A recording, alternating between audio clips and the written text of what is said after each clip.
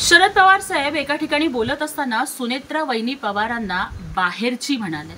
पवार साहेब, आपणही एका मुलीचे बाप आहात आणि तुमची ही मुलगी सुळेंच्या घराण्यामध्ये लग्न करून गेलेली आहे. मग सुप्रियाताई सुळेंना कुणी बाहेरची म्हटलं तर ते तुम्हाला आवडेल का?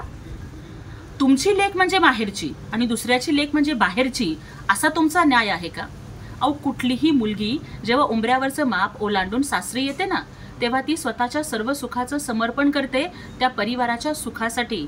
मग अशा सुनांना बाहेरची म्हणणं हे महाराष्ट्राच्या संस्कृतीला साजेसं आहे का? अहो, औरंगजेबाला याच मातीमध्ये गाडणाऱ्या महाराणी ताराबाई साहेब या भोसले घराण्याच्या सूनच होत्या, ज्यांचा प्रत्यक्ष संभाजी महाराजांनी स्त्री सखी राज्ञी जयती असा गौरव केला. त्या महाराणी येसूबाई साहेब ह्या सुद्धा शिवाजी महाराजांच्या सून नव्हत्या का?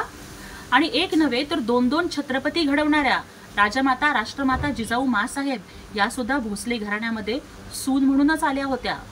आणि स्त्रियांच्या शिक्षणासाठी महात्मा फुल्यांच्या खांद्याला खांदा लावून लढणाऱ्या क्रांतीज्योती सावित्रीमाई या सुद्धा फुले घराण्याच्या सूनबाईच होत्या. त्याचबरोबर संविधान निर्मितीची प्रेरणा बनणाऱ्या आणि बाबासाहेबांच्यासाठी कण कण झिजणाऱ्या त्यागमूर्ती माता रमाई या सुद्धा रामजी बाबांच्या सूनबाई म्हणूनच आंबेडकर घराण्यामध्ये आलेल्या होत्या.